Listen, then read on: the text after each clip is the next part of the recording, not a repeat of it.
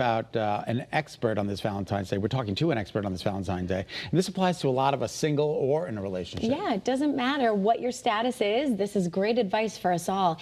I spoke with dating coach, author, and Netflix star Aleeza Ben Shalom for a special episode about love on my podcast, Mommyhood Unscripted. And she had some great insight, great rules, tips, and hacks that will put you on track to understanding how to love and how to be loved. Take a listen. Basically, in dating, if you fail 99% of the time, you have succeeded in dating successfully, because there's always a blessing in a no. When you get a no, it means you're not for me, I'm not for you, or it's not the right time. And that's okay. Now we have clarity. Now we can move on.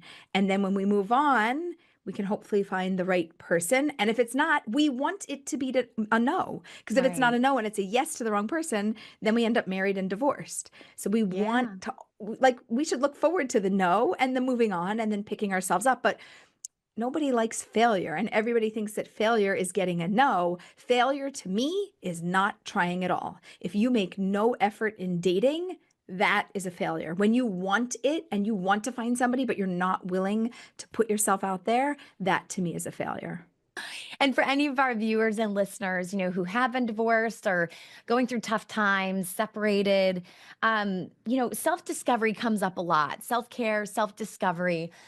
Is it possible to experience self-discovery while you're in a relationship, or would you advise working on yourself first before getting back in another relationship?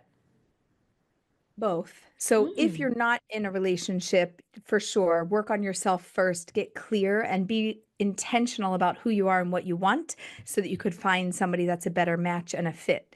If you're already in a relationship and you're like, oh, but I thought maybe I still need to discover myself more, I think that we're constantly discovering ourselves. I've been married for 22 years and I've discovered and rediscovered myself. And every couple years, it's like, wow, like looking in the mirror and looking back and going, there's something that's happening here, like who I was. There's little pieces of it that come with me, and it's also a part of who I am. And wow, I've also grown and changed so much with every child. There's like huge changes that happen in our life. You kind of think like, oh my gosh, I can't take any more. And then you bring another one in the world and you're like, I can do it. I can do it. It's magic.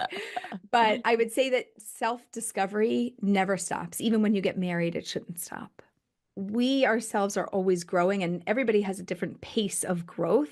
But the question is the relationship growth, right? There's my personal growth, their personal growth, and then where that overlap is right in the middle is the relationship growth. So that we need to be aligned with. But I think that our own personal growth is not necessarily going to be aligned. So like this, you and I, we go on a walk, right? And you're like a speed walker and I have short legs. So I don't walk as fast as you walk, right? If you want to walk with me, then you have to walk at my speed. Why? Because I can't move any faster. And in a relationship, I actually talk about this in the book, you can only move as fast as the slowest person in the relationship, right? So if somebody's growing, that's great, except the other person that cannot move at that speed, if you want to be in alignment with them, not that you shouldn't grow, but you should try to align with them where they're at to help them grow. Now, your own personal growth, again, is one thing, but the relationship growth, the person who moves faster has to move at a slower pace, at the pace of the other person, and grow with them. And you'll see there's actually something really beautiful at growing at a different pace, because a lot of people think fast is good and slow is bad. But when you think about breathing, right?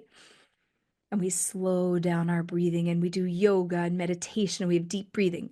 Is that bad? No, but it's slow, right? Slow isn't bad. And in growth, slow isn't bad either. It's just a different pace. And so I think that we have to reset our mindset so that we can learn how to be in relationship with somebody else and build that relationship together. Isn't that so great? Some pretty great advice there.